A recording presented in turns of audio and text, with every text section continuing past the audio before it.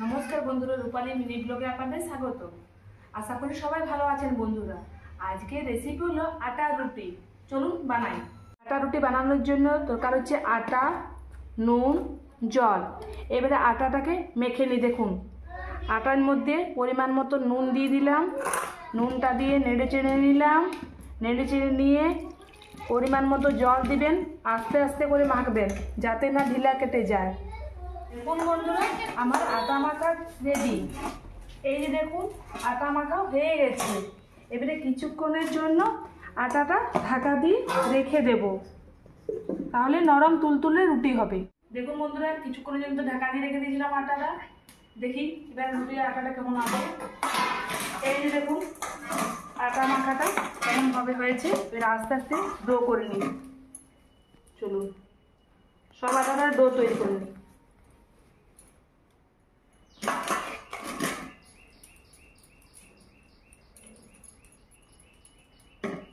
এবার ডো করা তৈরি। দেখুন, এবারে আস্তে আস্তে আটা একটু দিয়ে এবারে মেনে নেব।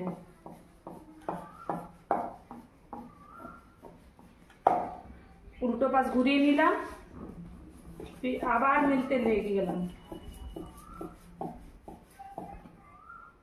আবার একটু নেড়ে চেড়ে নিলাম।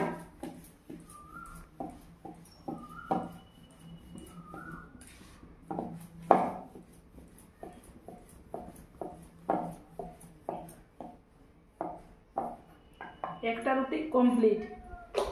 বাকি রুটিগুলো মেনে নিই। চলুন, গ্যাসেতে তাওয়া গরম করতে দিয়ে দিয়েছি অনেকক্ষণ আগেই। রুটিও মেলা কমপ্লিট। এবারে একটা রুটি গরম তাওয়াতে দিয়ে দিলাম, উল্টিয়ে নিলাম। এই যে দেখুন,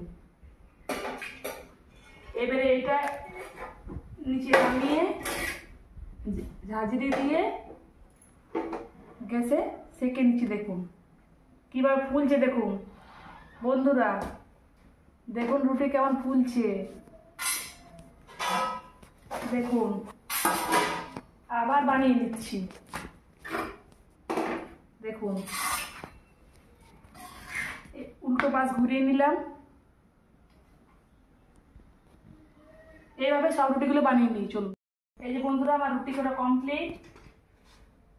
please like, comment, share and subscribe my channel.